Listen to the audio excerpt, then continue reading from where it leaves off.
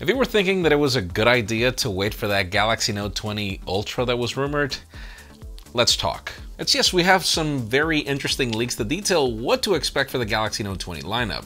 It looks like we have to also wait a little more for the Google Pixel 4a after all, which, hey, is the new normal. And Apple's over-the-ear AirPods Studio might come this year, but, well, you better be patient. I'm Jaime Rivera, and yes, I do know that I owe you a recap for the weekend. We've been doing almost 8 to 9 videos a week, so it's been kind of crazy, but I promise you it's coming back soon, hopefully this weekend. This is Pocketnow Daily.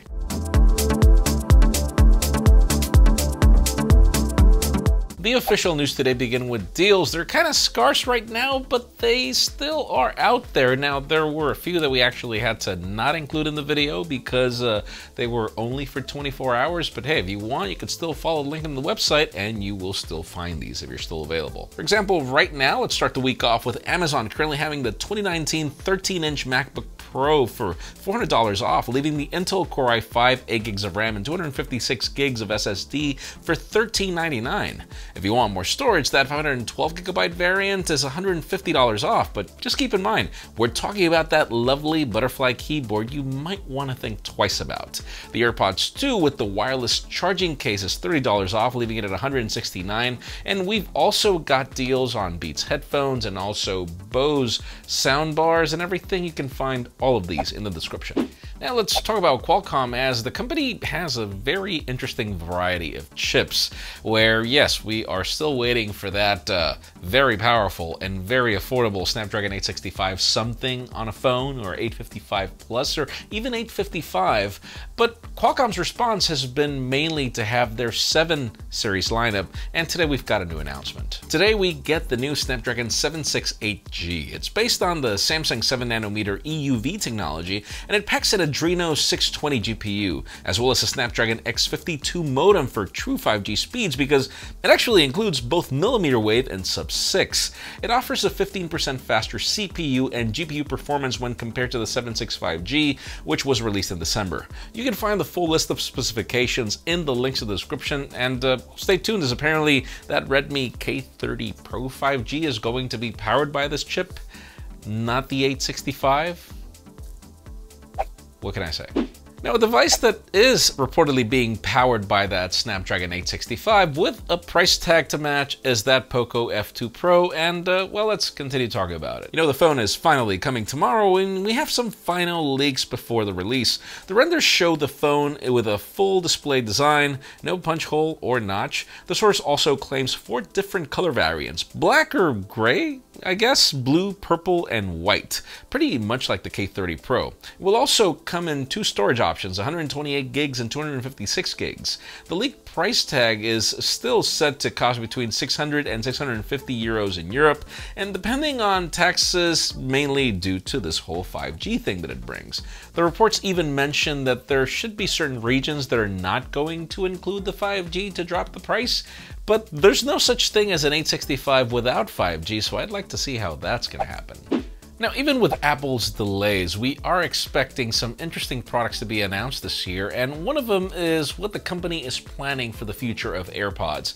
I hated the first generation AirPods. I hated the second generation AirPods. But then AirPods Pro are one of those things where it's like, don't ask me if I recommend that you should buy them, because I find them to be crazy expensive and crazy worth it. Now, according to a new Bloomberg report, Apple's over-the-ear headphones will be called AirPods Studio, and they will feature a magnetic design which would make them customizable with interchangeable parts like a selection of different headband styles. And apparently these are expected sometime this year, price tag being $350 because you know this is Apple.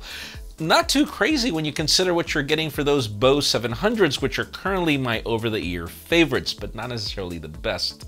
So yeah, let's see exactly when we're gonna get these, and hopefully, you know, whatever novelty with their design change is gonna actually be worth the price.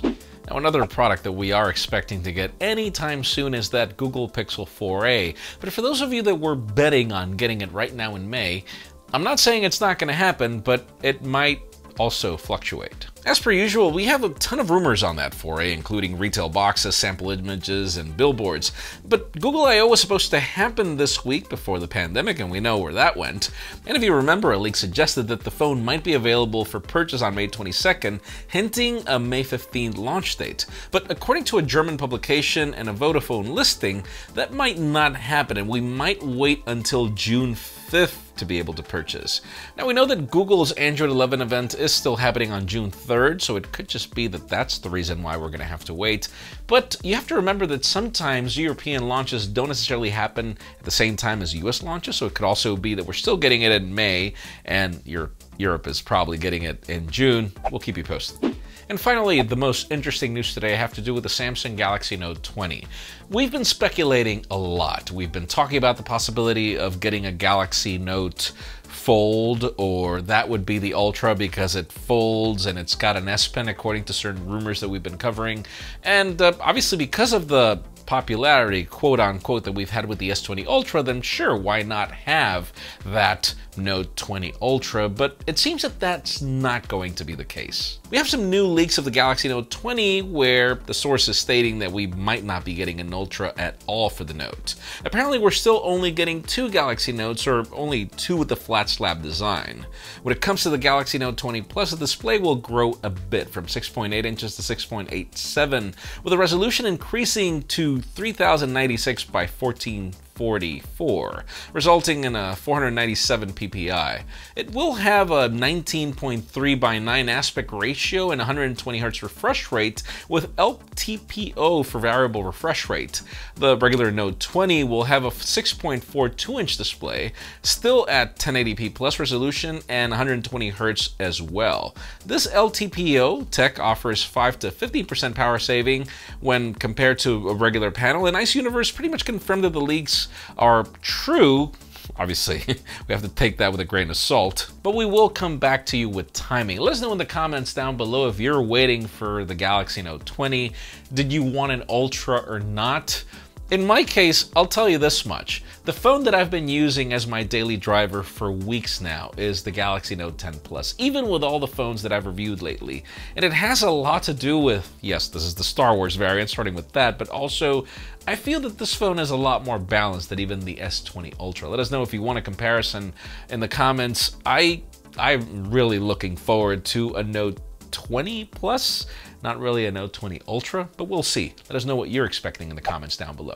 Friends, again, if you want to get the news earlier, follow us on Pocketnow.com and subscribe to our channel for more videos like this one. Also, follow us on social medias. Our extended coverage happens on Instagram, and follow me on my personal handles to see me stay at home and make a crazy amount of videos a week. Please give this video a thumbs up if you like what you saw. I'm Jaime Rivera. Thanks so much for watching.